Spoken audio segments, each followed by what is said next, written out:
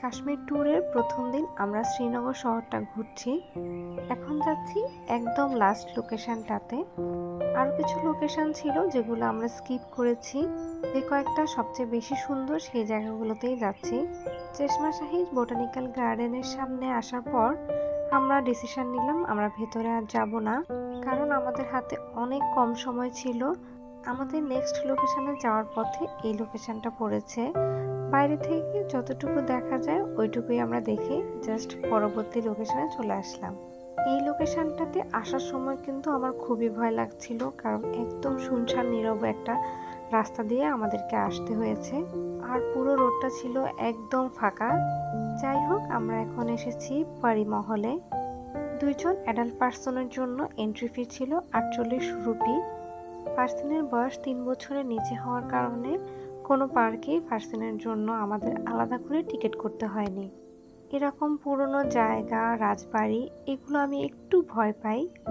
আর এই পরিমহলটা কিন্তু অনেক বড় ছিল। এখানে অনেকগুলো ফ্লোর ছিল। একদম উপরের ফ্লোর থেকে শুরু করে নিচের ফ্লোর কোথাও মানুষের অভাব নেই।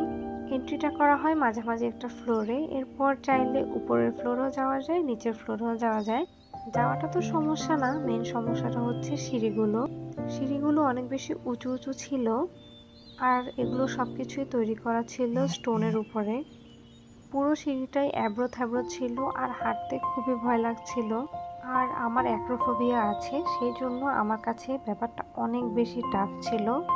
ফুয়াদ আমাকে অনেক সাহস দিচ্ছিল আর হাত ধরেই ও আমাকে সিঁড়িতে নামাচ্ছিল, কিন্তু তারপরও আমার হাত পা অনেক কাঁপছিল। আমি যে একটা ফ্লোর থেকে আরেকটা ফ্লোরে যাব সেটা আমার জন্য অনেক কষ্টের হয়ে যাচ্ছিল। এদিকে মহলটা দেখতে এত সুন্দর, এটা দেখার লোভটাও সামলাতে পারছিলাম না।